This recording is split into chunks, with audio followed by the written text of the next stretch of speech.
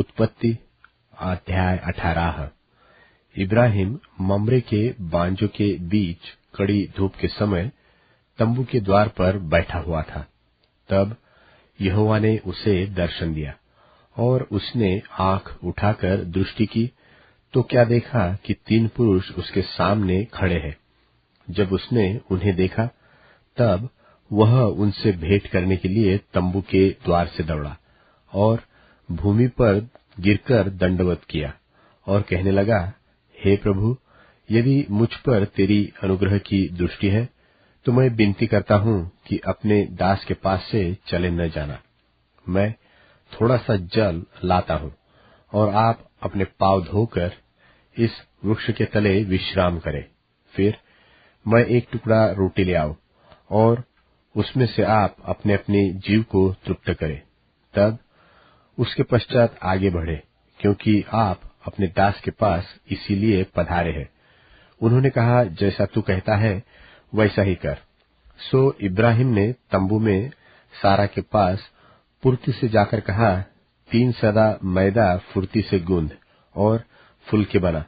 फिर इब्राहिम गाय बैल के झुंड में दौड़ा और एक कोमल और अच्छा बछड़ा लेकर अपने सेवक को दिया और उसने फुर्ती से उसको पकाया। तब उसने मक्खन और दूध और वह बछड़ा जो उसने पकाया था लेकर उनके आगे परोस दिया और आप वृक्ष के तले उनके पास खड़ा रहा और वे खाने लगे। उन्होंने उससे पूछा, तेरी पत्नी सारा कहाँ है? उसने कहा, वह तो तंबू में है।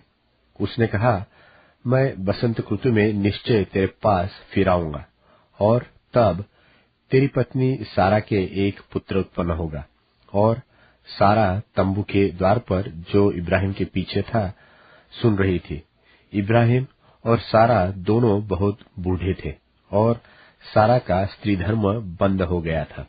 सो सारा मन में हंसकर कहने लगी, मैं तो बूढ़ी हूँ और मेरा पति भी बूढ़ा है, तो क्या मुझे यह सुख होगा? तब यहोवा ने इब्राहिम से कहा, सारा यह कहकर क्यों हंसी? क्या मेरे जो ऐसी बुढ़िया हो गई हूँ सचमुच एक पुत्र उत्पन्न होगा? क्या यहोवा के लिए कोई काम कठिन है? नियत समय में अर्थात वसंत ऋतु में मैं तेरे पास फिर आऊंगा और सारा के पुत्र उत्पन्न होगा। तब सारा डर के मारे यह कहकर मुकर गई कि मैं नहीं हंसी। उसने कहा, नहीं, तू हंसी तो थी। फिर वे पुरुष वहां से चलकर सदोम की ओर ताकने लगे और इब्राहिम उन्हें विदा करने के लिए उनके संग संग चला। तब यहोवा ने कहा, यह जो मैं करता हूँ वो क्या इब्राहिम से छिपा रखूं? इब्राहिम से तो निश्चय एक बड़ी और सामर्थी जाति उपजेंगी और पृथ्वी की सारी जातियां उसके द्वारा आशीष पाएंगी, क्योंकि मैं जानता हूं कि वह अपने पुत्रों और परिवार को जो उसके पीछे रह जाएंगे आज्ञा देगा कि वे यहोवा के मार्ग में अटल बने रहे और धर्म और न्याय करते रहे, इसलिए कि जो कुछ यहोवा ने इब्राहिम के विषय में कहा है उसे पूरा करे। फिर यहोवा ने कहा, सदोम और अमोरा की चिल्लाहट बढ़ गई है और उनका पाप बहुत भारी हो गया है, इसलिए मैं उतरकर देखूंगा कि उसकी जैसी चिल्लाहट मेरे कान तक पहुंची है, उन्होंने ठीक वैसा ही काम किया है कि नहीं, और न किया हो तो मैं उसे जान लूंगा। सो वे पुरुष वहां से मुड़ के सदोम की ओर जाने लगे, पर इब्राहिम यहोवा के आगे खड़ा रह गया। तब इब्राहिम उसके समीप जाकर कहने लगा, क्या तू सचमुच दुष्ट के संग धर्मी को भी नाश करेगा?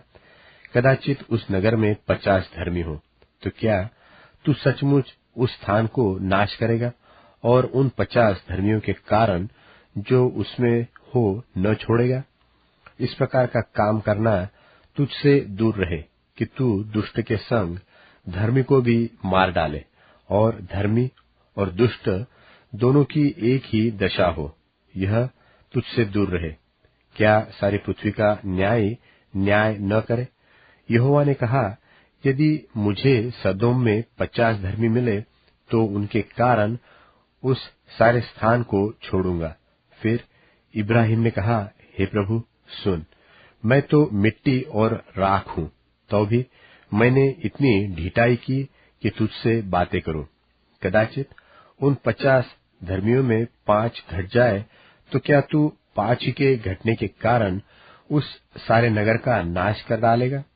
उसने कहा, यदि मुझे उनमें 45 भी मिले तो भी उसका नाश न करूंगा। फिर उसने उससे यह भी कहा, कदाचित वहां 40 मिले। उसने कहा, तो मैं 40 के कारण भी ऐसा न करूंगा। फिर उसने कहा, हे प्रभु क्रोध न कर, तो मैं कुछ और कहूं, कदाचित वहां 30 मिले। उसने कहा, यदि मुझे वहां 30 भी मिले तो भी ऐसा न करूंगा।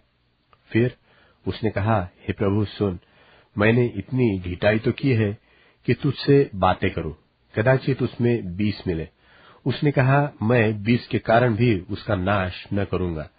फिर उसने कहा, हे प्रभु क्रोध न कर, मैं एक ही बार और कहूंगा, कदाचित उसमें 10 मिले। उसने कहा, तो मैं 10 के कारण भी उसका नाश न करूंगा।